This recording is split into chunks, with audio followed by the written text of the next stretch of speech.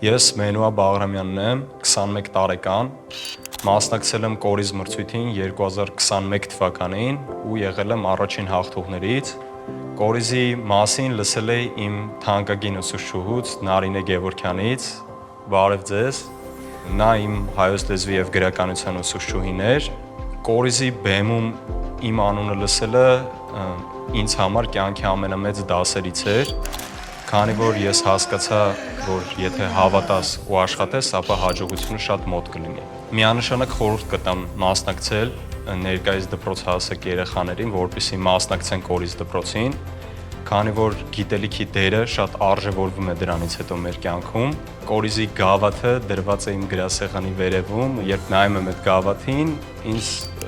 մի քանի օրվա կամ մի քանի ամսվա մոտիվացիայի աղբյուր է հանդիսանում, որ շատ կարևոր բան էր դա իմ կյանքում։